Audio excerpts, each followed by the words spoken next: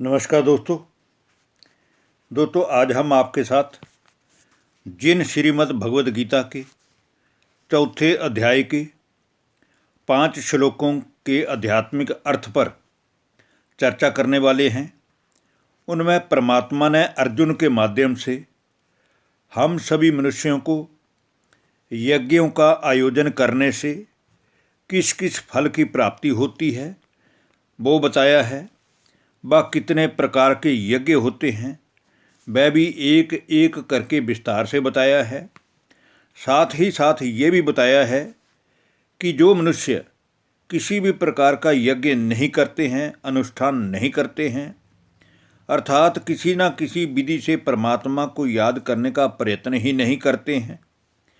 उन मनुष्यों के लिए तो ये मनुष्य लोक ही सुखदायी नहीं है, तो फिर परलोक भला कैसे सुखदायक हो सकता है। अर्थात वह शरीर छोड़ने के उपरांत अर्थात मृत्यु के उपरांत फिर से अपने उन्हीं स्वभाव संस्कारों के वश होकर नास्तिक वृत्ति वाले लोगों के घर ही जन्म लेते रहते हैं और फिर अपने भ्रष्ट कर्मों से दुख अशांति का अनुभव करते हैं, क्योंकि उनके स्वभाव संस्कारों में ही यज्ञ के प्रति कोई रुचि नहीं होती और भगवान के प्रति सच्ची श्रद्धा भावना नहीं होती। संसार भर में जितने भी प्रकार के यज्ञों का आयोजन मनुष्यों द्वारा किया जाता है, भगवान की प्राप्ति के लिए उन सब यज्ञों में केवल ज्ञान यज्ञ ही श्रेष्ठ है, क्योंकि संपूर्ण कर्मों की गहन गति का जब तक ज्ञान ना हो तो मनुष्य जो भी कर्म करता है वह उसकी भावना के अनुसार तो ठीक होता है, परंतु यथार्थ विधि पूर्वक नहीं है। इसलिए सबसे पहले जरूरत इस बात की है कि हम जिस परमात्मा को पाना चाहते हैं उनका यथार्थ परिचय हमें ज्ञात हो। दूसरा ये बात है कि मनुष्य के रूप में और परमात्मा की संतान होने के नाते हमारी स्वयं की वास्तविक पहचान क्या है, इसका ज्ञान होना भी बहुत जरूरी है। तो आइए दोस्तों, आज हम श्रीमद् भगवत गीता के चौथे अध्याय के श्लोक नंबर 29, श्लोक नंबर 30, श्लोक नंबर 31, श्लोक नंबर 32 व श्लोक नंबर 33 पर ज्ञान की चर्चा करते हुए ये जानने की चेष्टा करते हैं कि गीता के भगवान ने श्रीमद् भगवत गीता के ज्ञान द्वारा हमें मनुष्यता का कौन सा पाठ पढ़ाया है जिस पर अभी अमल करना बाकी है। तो आइए बात करते हैं चौथे अध्याय की श्लोक नंबर 29 और श्लोक नंबर 30 की, जिसमें भगवान कहते हैं, अपाने जुह्वति प्राणम प्राणे अपानम तथा परे प्राणापान गति रुद्धध्वा प्राणायाम प्राणायाना अपरे नियता हारा प्राणान प्राणेषु जुह्वति सर्वे अप्येते यज्ञ विदो यज्ञ क्षपित कलमशाह। इन दोनों श्लोकों के माध्यम से भगवान ने कहा है कि दोस्तों, जैसा कि हम कई प्रकार के यज्ञों का वर्णन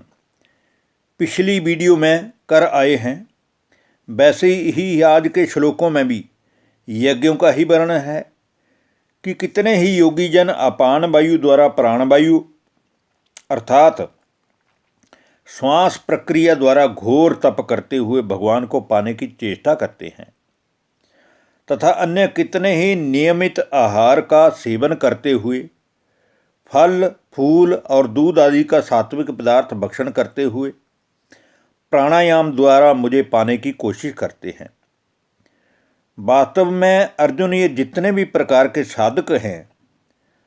जो मेरी प्राप्ति के लिए सदा ही साधना करते रहते हैं,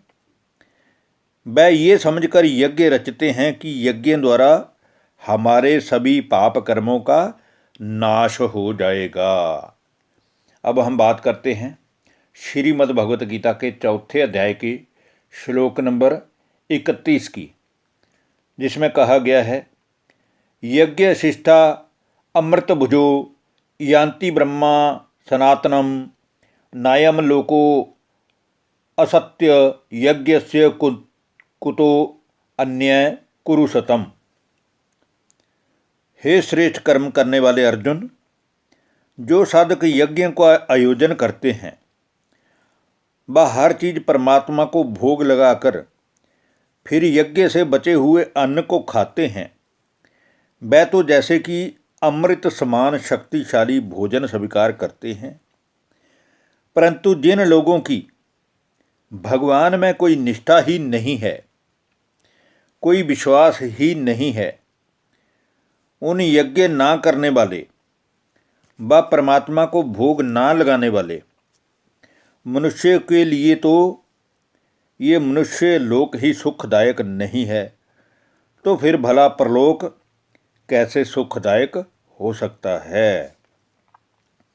अब हम बात करते हैं श्रीमद् भगवत गीता के चौथे अध्याय के श्लोक नंबर 32 की, जिसमें भगवान कहते हैं,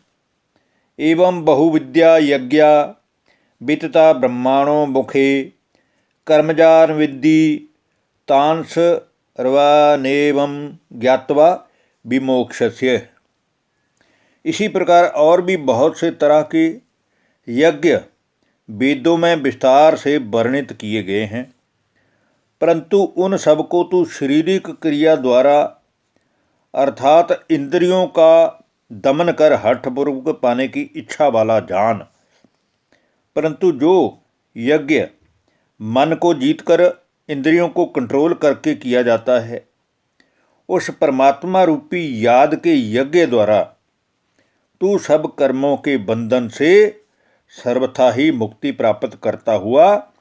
सब पाप कर्मों से छूट जाएगा। अब हम आज की वीडियो के अंतिम श्लोक श्रीमद् भगवत गीता के चौथे अध्याय के श्लोक नंबर 33 पर बात करते हैं।